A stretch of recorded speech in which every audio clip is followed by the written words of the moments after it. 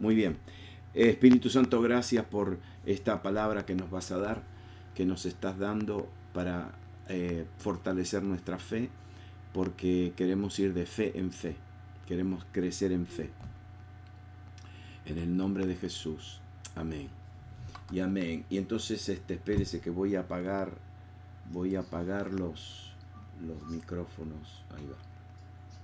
En cambio de comenzar en Hebreos 11, voy a leer 1, 2, 3 versículos en Hebreos capítulo 10. ¿Dónde está? Aquí está. En Hebreos capítulo 10, versículo 23, 32 y 35, dice: mantengamos firme, sin fluctuar, la profesión de nuestra esperanza, porque fiel es el que prometió. Pero traed a memoria los días pasados, en los cuales, después de haber sido iluminados, sostuvisteis gran combate de padecimientos. Y al final le dice: no perdáis vuestra confianza, que tiene grande galardón. Y Hebreos capítulo 11, versículos 1, 2 y 3, dice: después la fe, la certeza de lo que se espera, y la convicción de lo que no se ve, porque por ella alcanzaron buen testimonio los antiguos. Y por la fe entendemos haber sido constituido el universo por la palabra de Dios, de modo que lo que se ve fue hecho de lo que no se veía. Ustedes saben que no, ya les al principio de esta enseñanza le expliqué que estos hermanos eran judíos, eran cristianos, pero eran judíos, y ya habían pasado varios años del día de Pentecostés. El día de Pentecostés nace la iglesia y bueno, la iglesia mayormente está en Jerusalén, en la ciudad de Jerusalén. La ciudad de Jerusalén llegó a tener alrededor de 70.000 miembros. No era una iglesia pequeña, era una iglesia grande. No se reunían en un lugar, se reunían en los hogares, en las casas. Pero en Hechos capítulo 8, cuando comienza todo el relato de Saulo de Tarso, ahí empieza todo el relato de la persecución de la iglesia. Dice Hechos capítulo 8, versículo 1, dice: y Saulo consentía en su muerte, y en aquel día hubo una gran persecución. Y esta palabra persecución no es simplemente irle detrás a una persona, es la palabra cacería, como cuando uno va de caza y busca una presa, ¿no? Y entonces a los cristianos los empezaron a cazar como animales. Y esto era en contra de la iglesia, pero dice que todos fueron esparcidos por las tierras de Judea y Samaria, salvo los apóstoles. Los 12 se quedaron en Jerusalén, pero los demás salieron a Judea y a Samaria. Dicho sea de paso, como lo había dicho Jesús, ¿no? Que tenían que predicar el evangelio, primero en Jerusalén, después a Judea, y después a Samaria, y después hasta lo último de la tierra. Entonces fíjese que esta persecución que hace, saca a la gente de la iglesia y los lleva a cumplir con la gran comisión.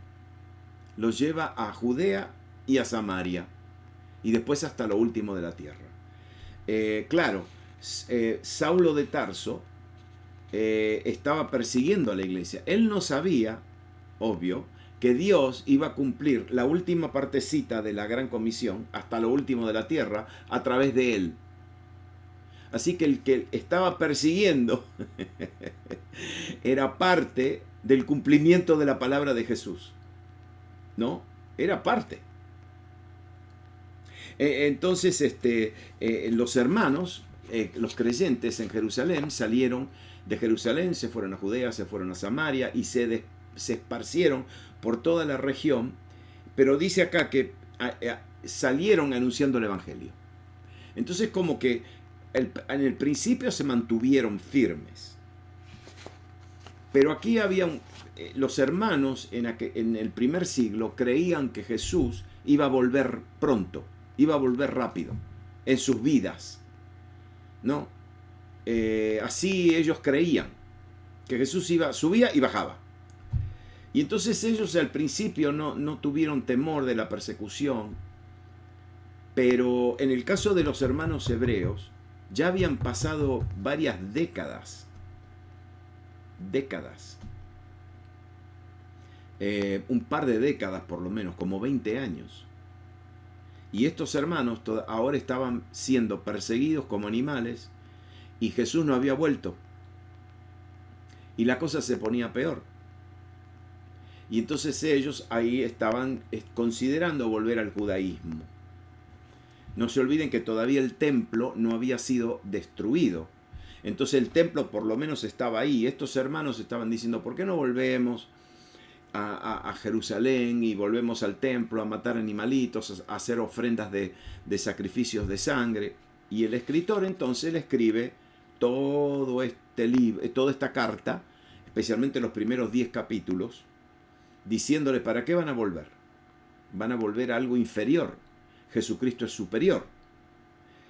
Y aquí en el versículo 32, entonces, el escritor le dice a estos hermanos que estaban fluctuando, y le dice, pero traed a memoria los días pasados, en los cuales, después de haber sido iluminados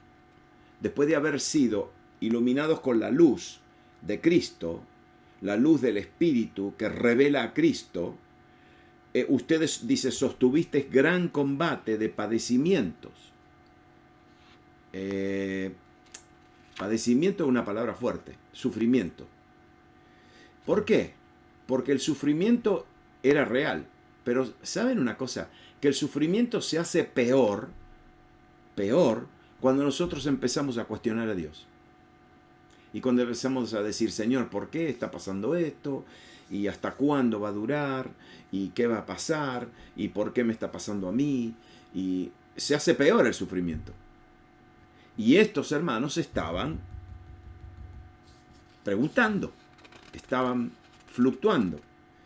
Y entonces, en el versículo 23, le dice, el escritor le dice, mantengamos firme, sin fluctuar, la profesión de nuestra esperanza, porque fiel es el que prometió. Es interesante que aquí le dice, no, aquí todavía no le está hablando de fe, le está hablando de esperanza. Esperanza, de expectativa.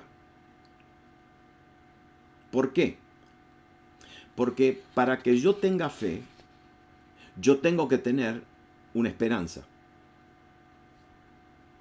Mire, para que yo tenga fe, tengo que tener una expectativa.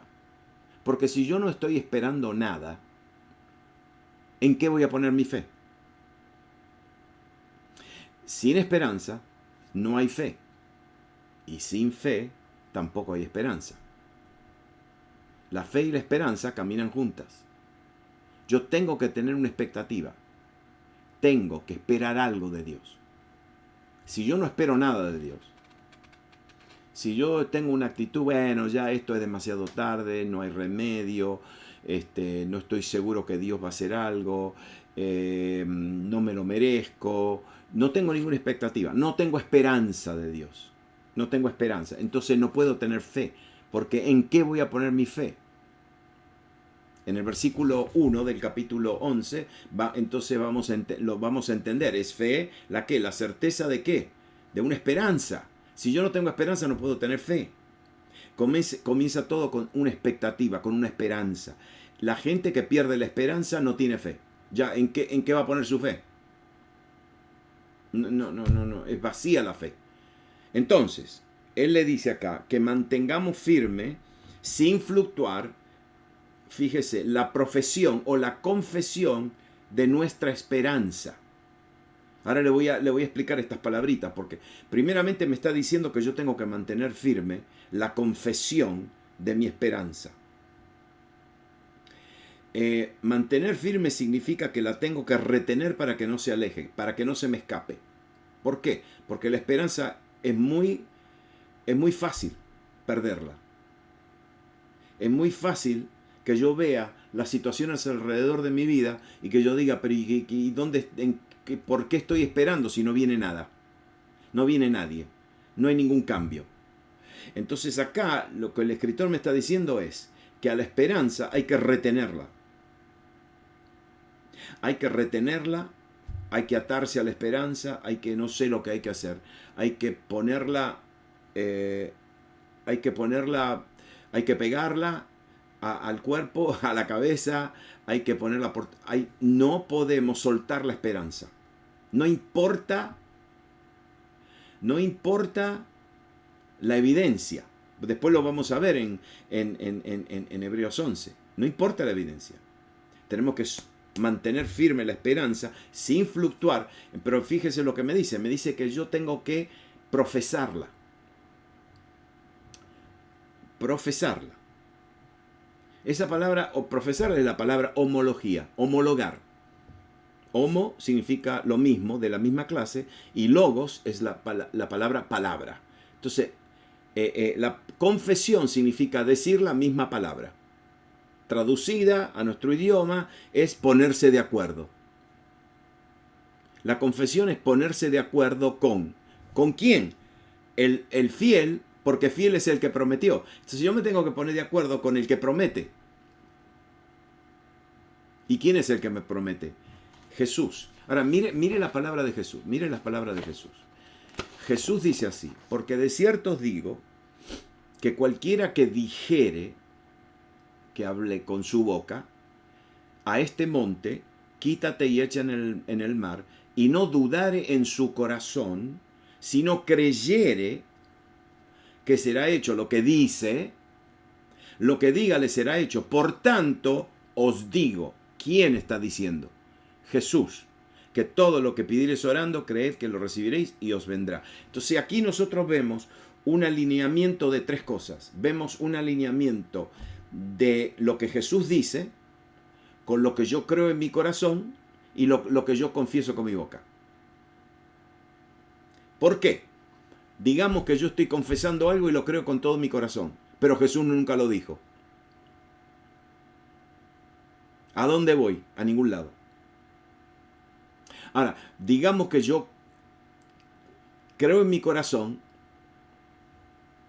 creo en lo que Jesús dice, pero no lo confieso con mi boca, porque tengo miedo. Tengo miedo de que alguien me escuche, y si no pasa, ¿para qué lo voy a decir si no pasa? ¿Usted me entiende? Mire, esto de mantener la confesión de nuestra esperanza tiene que ver con saber lo que Cristo hizo, creerlo con el corazón y confesarlo con la boca. Cuidado, porque ustedes saben bien, si ustedes escuchan a medio mundo, hay gente que le va a decir que tienes que confesar con la boca. Confiesa con la... Sí, pero ¿confesar qué? Confesar solamente con lo que Cristo dice. Yo no puedo confesar algo que me inventé. Yo no puedo confesar que yo voy a tener una casa, o que voy a tener un coche, qué sé yo, o que voy a tener mucho. Eso Jesús nunca lo dijo. Nunca lo dijo. Si yo tengo que mantenerme exactamente en lo que Jesús dice, en lo que la palabra de Dios me dice. Si yo entonces, esa es la confesión de la esperanza. Lo que Jesús dice, lo tengo que creer en mi corazón y lo tengo que confesar con mi boca. Eso es ponerse de acuerdo. Entonces fíjese que el escritor me está diciendo: mantenga firme, atado, cerquita mío, agarrado, totalmente retenido. Mantengamos retenido la confesión de nuestra esperanza. ¿Qué es lo que yo estoy esperando? ¿Qué es lo que Cristo me dice? ¿Qué promesa me da Jesús? Y si Jesús me da una promesa, yo tengo que ponerme a esperar esa promesa. Y si yo la estoy esperando, tengo que mantener firme la confesión. La confesión es que yo tengo que estar de acuerdo con esa confesión. Entonces, claro, ¿nosotros qué hacemos? Y fallamos en alguna. Primeramente, muchas veces no sabemos exactamente lo que Jesús dice. Después creemos en el corazón, y no podemos creer en el corazón porque me lo dice un predicador. No. Porque lo dice un predicador, eso no tiene poder. La única palabra que tiene poder es lo que le salió de la boca a Jesús. Lo que le sale de la boca en la palabra, a Dios. Entonces, dicho sea de paso, eso es fe. Cuando yo alineo lo que Jesús dice con lo que creo en mi corazón y lo que confieso con mi boca, cuando yo retengo la esperanza, estoy ya caminando en fe. Si tengo que definir la fe, es esa. Ahora, mire qué importante que es caminar por fe. Caminar por fe, esta hay que entenderla porque esto es bien crucial, lo que le voy a decir ahora, bien importante. Caminar por fe es la única manera en que yo me uno a Cristo.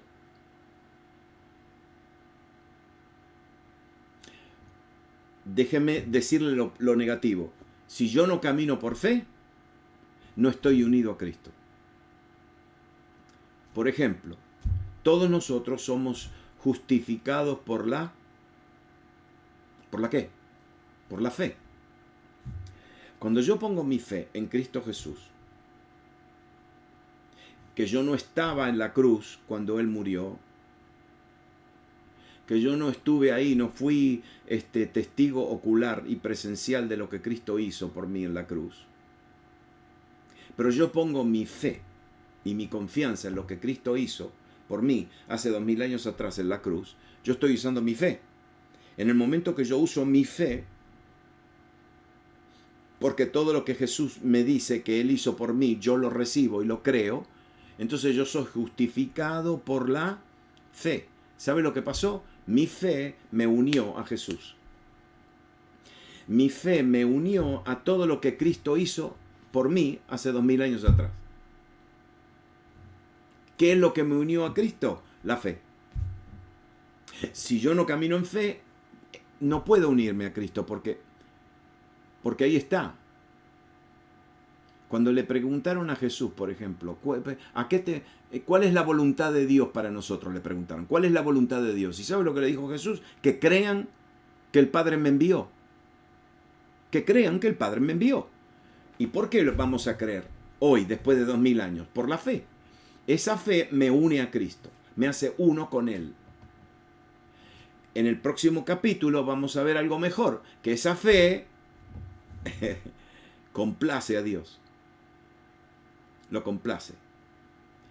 Si yo no camino por fe, no estoy unido a Cristo y no estoy complaciendo a Dios.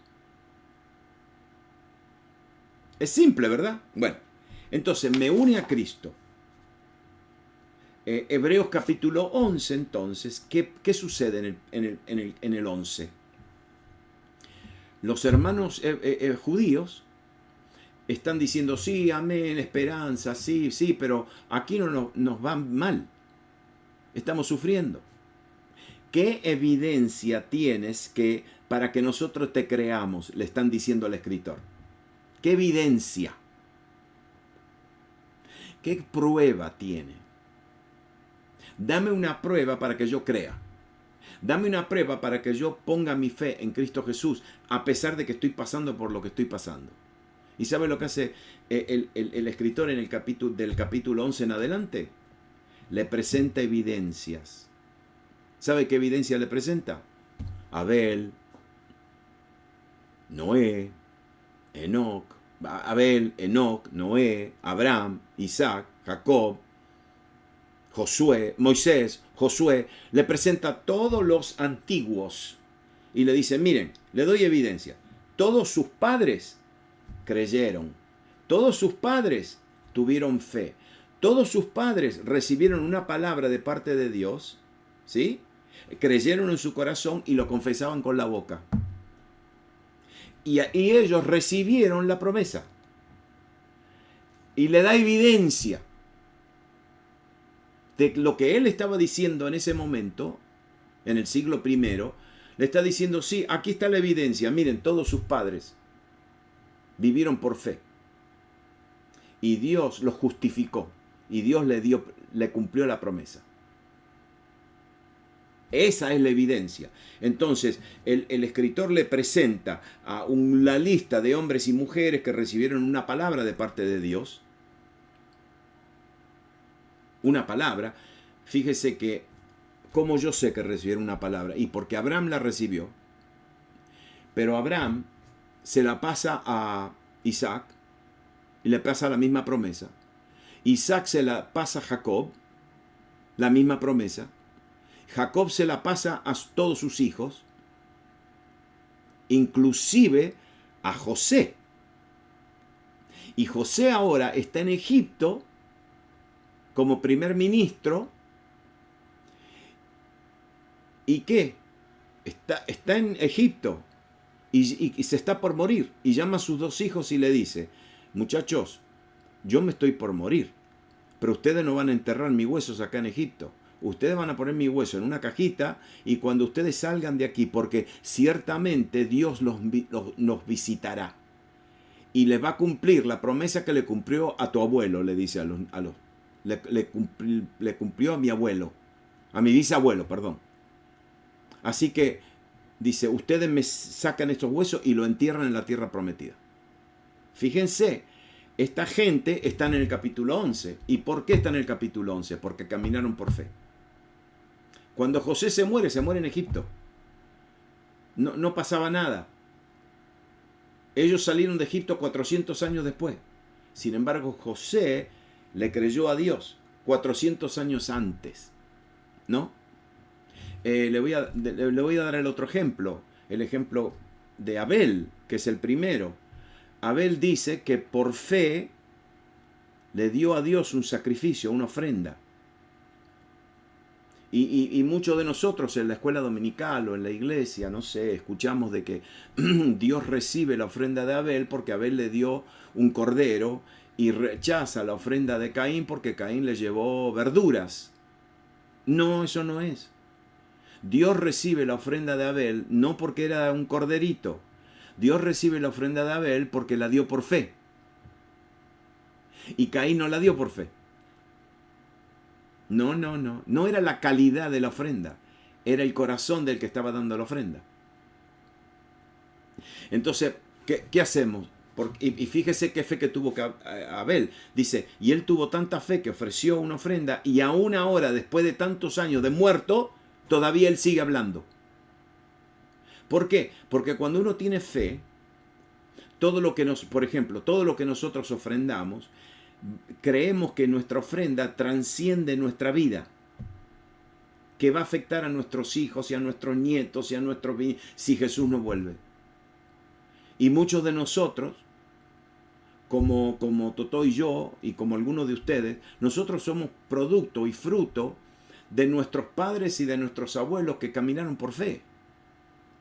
No es porque por ellos, por la fe de ellos, porque ellos creyeron. Ellos creían y creyeron y nos metieron en la cabeza y en el corazón que nosotros íbamos a servir a Dios. Y todavía estamos sirviendo a Dios. Y la fe de ellos todavía sigue hablando en nuestras vidas, a través de nuestras vidas. Y a través de nuestros hijos y a través de nuestros nietos. ¿No? Entonces, él le presenta toda esta evidencia y dice entonces, fíjese, es pues la fe. Y acá define, es pues la fe, la certeza de lo que se espera.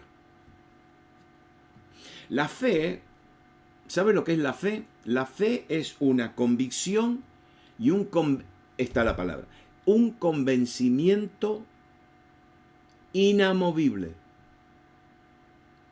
Es una convicción, pero no fuerte, una convicción imposible a moverse. Es decir, cuando uno tiene fe, se transforma en un cabezón, en una cabezona, porque un cabezón no cambia. No, esta es así y ya está. No, pero no quiero escuchar nada. Así es. Y ustedes conocen a gente que son así. Bueno, la fe es una convicción inamovible, que no cambia. Entonces, esa fe, dicho eso de paso, cuidado, porque hay gente que tiene fe, pero tienen fe en un Dios falso, o tienen fe en la ciencia, o tienen fe en una filosofía, o tienen fe, no sé, aquí el asunto no es, cuidado, porque es tener fe, pero la fe me dice a mí que es la certeza. La certeza. La palabra certeza es la palabra sub, que significa debajo, submarino, subsuelo, subestructura, sub, debajo, y la palabra pararse, estar parados. Entonces la palabra certeza es la palabra algo que está debajo mío y yo estoy parado sobre eso. El fundamento, una subestructura. Entonces la fe es el lugar donde yo estoy parado. Ahora, como es un lugar, una actitud que no cambia, entonces yo estoy parado sobre algo que no cambia y nadie me convence. Nadie me va a convencer. Esa es la fe. Y no solamente que es la fe, pero es la certeza, la subestructura, el fundamento de ¿qué? ¿De la iglesia? No. ¿De una doctrina? No. ¿De una teología? No. Yo no puedo tener. Muchos de ustedes que fueron católicos, a ustedes le enseñaron que tu fe estaba basada en lo que la iglesia te enseñaba. Uy, eso es un insulto. ¿Por qué? Porque mi fe, mi subestructura, el lugar donde yo estoy parado, la plataforma de la cual no me mueve nadie, mire lo que dice, es el fundamento de lo que yo espero, de mi expectativa. Aquí viene lo que él está explicando. Le está diciendo a los hermanos, ¿ustedes qué expectativa tienen como cristianos? ¿Qué expectativa tienen? ¿Expectativa de qué? ¿De que le va a ir mal? ¿De que esta persecución va a seguir? ¿De que ustedes no van a salir en victoria? ¿De qué expectativa tienen? La pregunta a nosotros es, ¿qué expectativa tenemos nosotros? ¿Qué expectativa? ¿Qué estamos esperando de Dios? ¿Qué estamos esperando de Dios? Que las almas se salven. No. Eso es algo general. ¿Qué expectativa tenemos cada uno de nosotros en nuestra vida individual? ¿Por qué? Porque si yo tengo una expectativa, y otra vez, mi expectativa tiene que estar basada en lo que Cristo dice, en lo que yo creo en mi corazón y en lo que yo confieso con mi boca. Entonces, escúchenme bien, todo lo que tenga que ver con la salvación de familias, eso está escrito en la palabra. Todos nosotros tenemos que tener una expectativa plena de que yo y mi casa serviremos a Jehová. Que serás salvo tú y toda tu casa. Pablo le dice, ¿acuerdan en la cárcel en Filipo? No. Tú y tu casa van a... Sí, si crees, tú y tu casa. Entonces, primeramente, usted me puede decir, sí, pero usted no conoce la situación, que esto, que el otro, que están, que hay demonios, que hay... No. Escúcheme bien, las esperanzas, una esperanza está basada en lo que Jesús dice, en lo que yo creo en mi corazón, porque fiel es el que prometió. Fiel es el que prometió. Y entonces si yo lo creo en mi corazón, lo tengo que hablar con la boca. Y el escritor me dice, mantengan firme eso, no lo suelten, que no se le escape. Que no se le escape de las manos, agárrenlo. Sin fluctuar.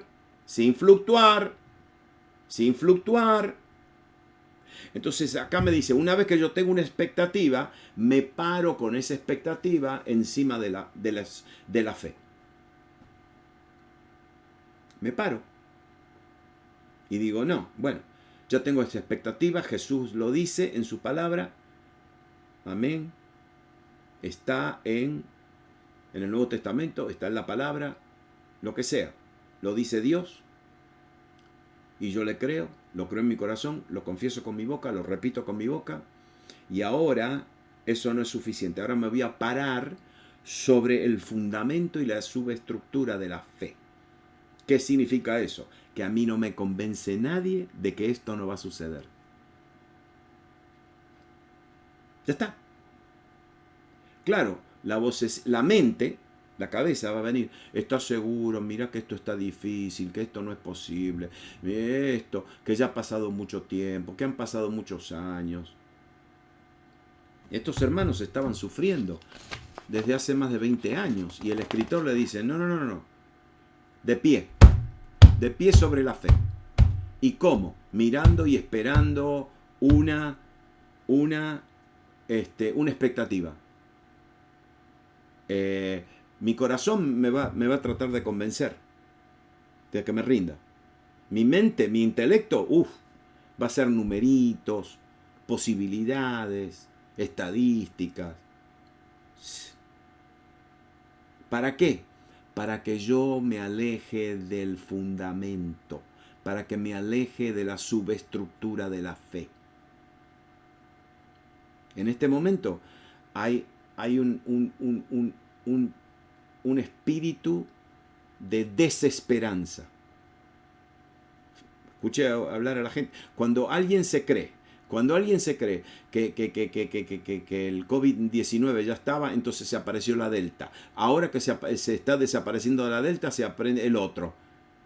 ¿Saben qué? Eso es todo temor y miedo. Dicho eso de paso, ¿saben lo que es lo contrario a la fe? No es la duda, el temor. Lo contrario a la fe es el temor. ¿Quién me lo dice? Jesús. Hombres de poca fe, le dice en el barco. Hombres de poca fe, ¿por qué estáis tan amedrentados? ¿Por qué tienen tanto miedo, hombres de poca fe? Entonces el que tiene poca fe tiene miedo. Temor. El temor. Pero la fe dice, no. Yo rehúso moverme de este lugar. Yo rehúso moverme de esta plataforma, de esta subestructura.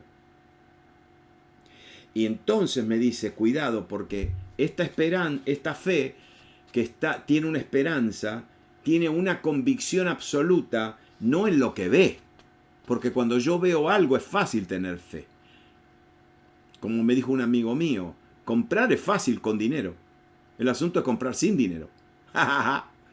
Porque uno está adquiriendo cosas con algo que no se ve. ¿Por qué? Porque la fe, que tiene una esperanza, ve cosas invisibles. Y ahora fíjese lo que dice. Porque por esa fe, alcanzaron buen testimonio los antiguos. Toda la lista que él les va a dar. Buen testimonio. Ellos dieron testimonio, son testigos, de la misma manera que cuando uno va a un tribunal, se para un testigo a dar un testimonio. ¿Y sabe lo que es un testigo? El testigo está dando un reporte de lo que vio y lo que escuchó y lo que experimentó. Yo no puedo dar un testimonio en un tribunal si yo no estuve ahí, si yo no vi lo que sucedió. Entonces, ¿qué es un testigo? Los antiguos dieron un buen testimonio. ¿Por qué? Porque lo experimentaron, lo vivieron. Lo vivieron. Dieron un buen reporte. Y ahora termino con el versículo 3, porque el 3 es poderoso. Estos hermanos, estos antiguos, rehusaron soltar las promesas. Se pararon sobre esa plataforma y no se movieron. Pasó lo que pasó, no se movieron.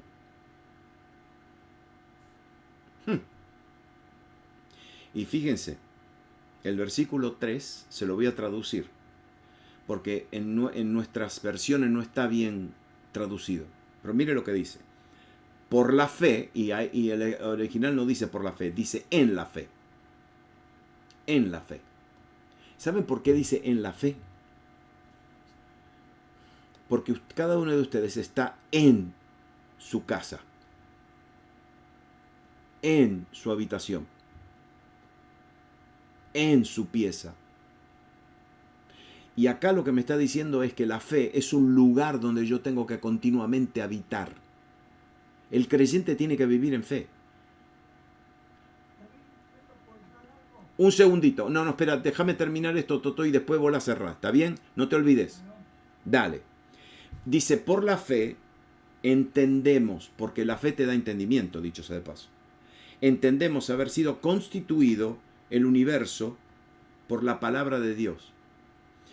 Este versículo como que está fuera de lugar. porque está hablando de los antiguos que vivieron por fe y de repente como que aparentemente se va a la creación. Acá no está hablando de la creación. No está hablando de la creación. Mire lo que este pasaje dice. Por la fe, en la fe entendemos que el universo, yo no sé por qué tradujeron universo ahí, porque la palabra no es universo, la palabra es ion. Ion significa edades. Edades. Es decir, la edad media, la edad moderna, la edad media, la edad esto, la edad... Es decir, una edad es un periodo de tiempo. Y dice que, y no solamente eso, pero dice que estos periodos de tiempo fueron constituidos. Y constituir, la palabra ahí, es poner en su lugar, encajar en su lugar debido, poner en orden algo. Esa es la palabra que se usa cuando un médico ve un hueso roto, quebrado, y lo encaja en su lugar y después lo sana. Mire lo que este pasaje está diciendo, a ver si lo puedo explicar bien. Dice que en la fe, los antiguos, porque este versículo 3 sigue el 2, y en el 2 se habla de los antiguos. Dice que en la fe entendemos que los periodos de tiempo, las edades, fueron arregladas y puestas en orden por la palabra de Dios, por la rema de Dios. ¿Sabes lo que me está diciendo este pasaje? Que la gente que camina en fe pueden cambiar sus tiempos. Pueden cambiar el ambiente donde están viviendo. Ustedes saben bien, Abraham cambió toda la historia. Simplemente porque le creyó a Dios, salió de Ur de los Caldeos, se fue, se mudó a una tierra que no conocía, y de ahí sale todo. Ahí sale Abraham, ahí sale Isaac, ahí sale Jacob, ahí salen las 12 tribus, y de las 12 tribus sale Jesús, y de Jesús salimos nosotros. Abraham cambió todo, cambió toda la edad. Un hombre como Martín Lutero cambió la historia, simplemente porque recibió una palabra que el justo vivirá por su fe. Y le hizo frente a la Iglesia Católica, le hizo frente a la religión y cambió toda la historia del mundo. A ver cuánto tengo, porque le quiero decir lo que Martín Lutero cambió. Martín Lutero no solamente cambió la teología y no cambió la fe y no cambió a la iglesia. No, Martín Lutero cambió la economía. La economía. Las economías en aquel tiempo cambiaron por la enseñanza de Martín Lutero. ¿Sabe por qué? Porque en la Iglesia Católica le enseñaba a la gente que tenían que ser pobres. Y que era bueno, era una virtud ser pobre. El Martín Lutero, después de que entendió todo esto de la fe, le empezó a enseñar a la gente que el cristiano podía ser dueño de su casa, podía tener su terreno, que el cristiano todo lo que hacía con sus manos no era trabajar, era adorar a Dios. Que el trabajo de sus manos era adoración a Dios. Eso se llama la ética protestante de trabajo. Que ese es el gran problema de Latinoamérica, de África, que no se le ha enseñado la ética protestante de trabajo. Entonces a la gente no le importa el trabajo que hacen, no le importa nada, pero los países protestantes, que siempre han sido los países ricos, los países protestantes, Alemania, Suiza, Austria, los países escandinavos, Inglaterra, todos los países protestantes, es porque aprendieron de la enseñanza de Martín Lutero. ¿Sabe lo que le enseñó Juan Calvino, otro reformador que vivió en Suiza? ¿Sabe lo que le enseñó a la gente? Que el tiempo era oro. ¿Y cuál es la industria más poderosa de Suiza? El reloj, los relojes. ¿Sabe dónde sale eso? De gente que cambiaron su tiempo por la fe. Por la fe.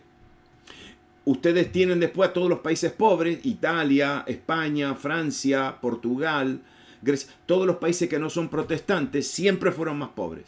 Los países ricos siempre fueron los países protestantes.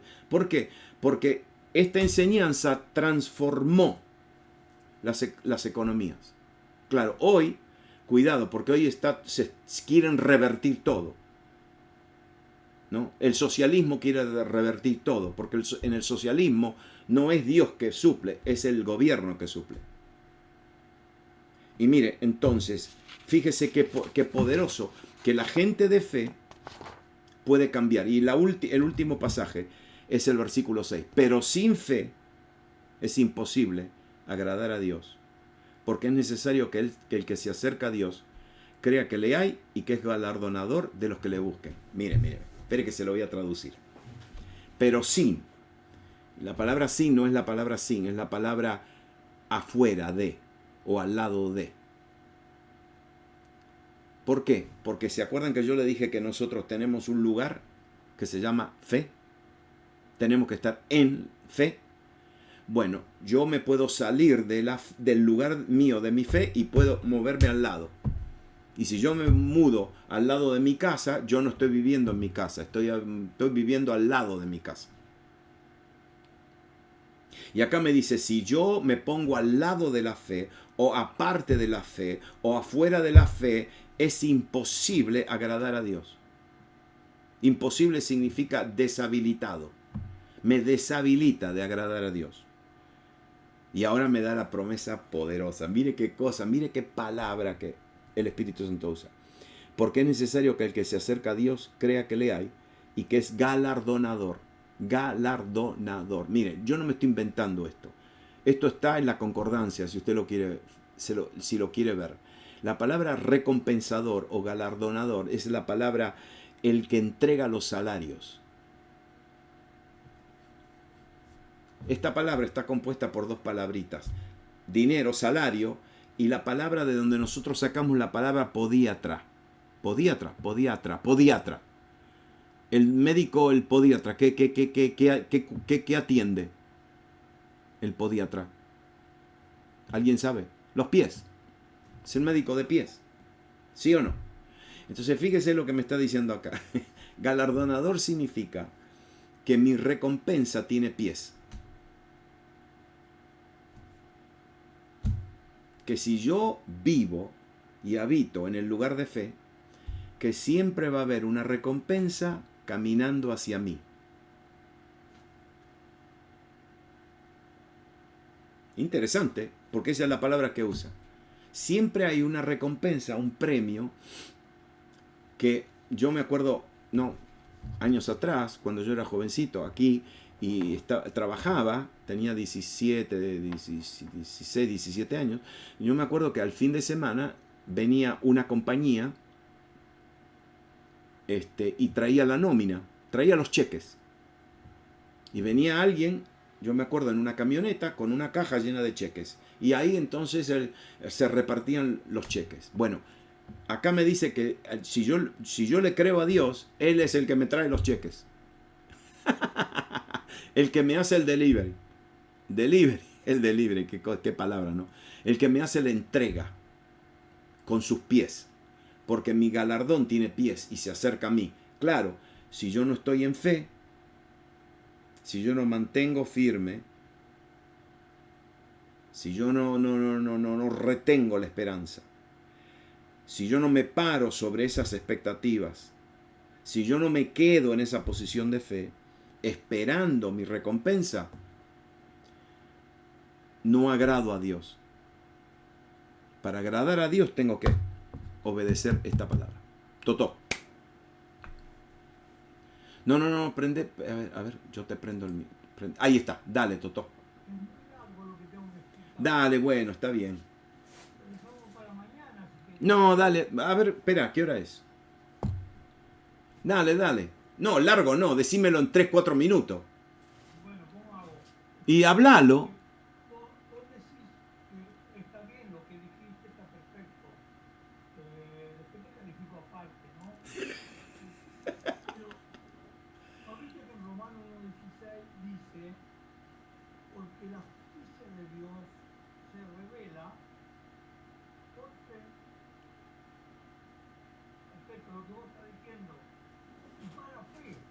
Uh-huh. Uh-huh. En 2 Corintios 13:5 te hago una pregunta que dice ahí, ¿vos estás en la fe? Contesta contéstame. Ok, te contesto. ¿Qué te estoy diciendo? No, te contesto. No, Oh, yo te estoy preguntando como que, según de Corintios 13:5, examinaos vosotros mismos si estáis en la fe. Ahora, voy a Judas 1:3. Hermano, por la gran solicitud que le queda del Espíritu acerca de nuestra pregunta de oración, os pido que peleéis ardientemente por la fe una vez dada a los santos. sí. Ok, espera. Espera, Totó. Hay una gran diferencia en el Nuevo Testamento entre fe y la fe. Bueno, eso es lo que quería yo explicar. Acá yo no estoy hablando de la fe, estoy hablando de fe. Muy bien. Ahí está. Entonces, cuando en 2 Corintios 13:5 te pregunto a vos si estáis en la fe, estoy preguntando si sos salvo. Claro. Entonces, en Romanos 1:16, porque la justicia de Dios se revela por fe, por virtud teologal y para salvación.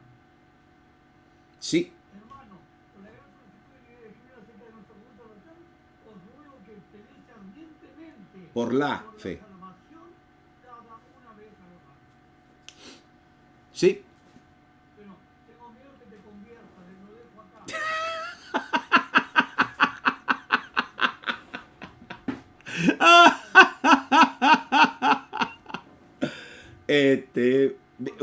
Esperen. Ustedes se fijaron que todos los versículos que dijo lo dijo de memoria. ¿Se fijaron? ¿Se fijaron? ¿Saben cuánto tiempo hace que él está estudiando eso? Años. Y ya lo tiene. Teresa, no te enojes, ¿eh? ¿Quién? ¿Yo me voy a enojar con quién? No, Teresa, porque Oh, Teresa. me reza por teléfono. ¡Ay, yo! No. Si sos una Biblia caminando. Ese. Mejor que yo. Una bendición. No, Bueno. mi amor, no. David, quiero que expliques mañana sobre la fe Y fe. Exactamente. No, pero. ¿Por qué? Para que los hermanos entiendan que cuando la Biblia dice fe no es simple fe, No. sino que habla de la salvación. Sí. Eu te asolvo, pecati tuoi. ¡Yeah!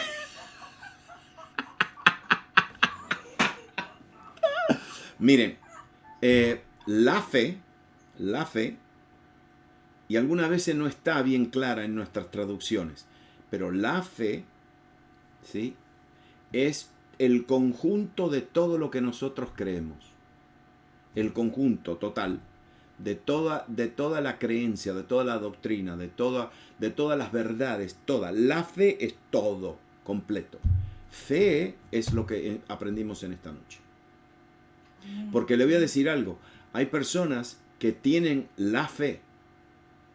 He conocido a gente que tienen una fe, la fe intacta. Son muy ortodoxos, son conservadores, pero no tienen fe.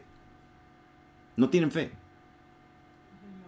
Tienen la fe y te sacan la Biblia y conocen todo de memoria, pero cuando necesitan creerle a Dios por algo que no se ve, algo invisible, algo que todavía no llegó, no tienen fe. Tienen la fe, pero viven sin fe. Aleluya. Bueno, ya los confundí. Mañana hablamos de esto. Pastor, disculpe. Bueno, Diego. Sí, Luz. Sí, yo quería decir algo, supongo rápidamente, pero yo le quiero hacer una pregunta. Yo sé que ya se acabó el tiempo, pero no sé si mañana antes de comenzar la clase, algo que me gustaría su opinión también sobre el tema. ¿Sobre qué? Dame tiempo. Bueno, A ver. o sea, así más bien, o sea, por ejemplo, si yo estoy asistiendo físicamente a su iglesia, ¿verdad? Yo asisto a su iglesia físicamente, pero resulta que yo o sea, me mudé a otro lugar, a otro país, y resulta que yo sigo su servicio en los temas de internet, pero me congrego en otra iglesia que estamos alineados en el mismo espíritu, digamos, o sea, compartimos la misma fe, ¿sí? Justamente. Para usted representa un problema, o sea, para usted como pastor o sea, que yo esté asistiendo físicamente allá y que siga sus servicios en el internet. O sea, eso es un problema para uno. No dice la palabra que Cristo no está dividido. Todos somos una iglesia, ¿no? Un reino. Exacto. Un reino. Te digo una cosa yo. A ver. Si en mi iglesia se enteran de que yo estoy comunicado con ustedes por internet, sécula seculorum, me mandan al infierno directamente. Yo no participo de esto. Yo mantengo mi iglesia y los quiero a todos ustedes para que estén con ustedes. Menos el pastor, los quiero a todos. Qué lindo que Gracias. ¡Ey!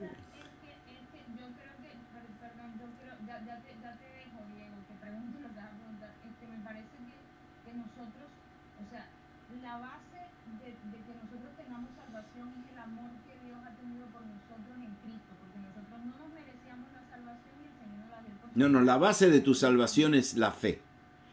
Es la fe. Pero Nosotros somos salvos por la pura, un 100%, por la pura gracia de Dios. gracia de Dios. Y la única manera de que nos apropiamos de la gracia de Dios es a través de la fe. Es por fe, claro. Nada más. Pero a lo que voy es que, por ejemplo, o sea, si a mí me ponen a escoger entre un lugar y otro, donde estamos en un mismo espíritu, en un mismo sentir, compartiendo la misma fe justamente, la palabra también dice que el Señor dice que todo el que viene ahí Él no lo echa fuera. O sea, No. eso me parece Sí. que no está bien, que Sí. me pongan a escoger entre un lugar y otro.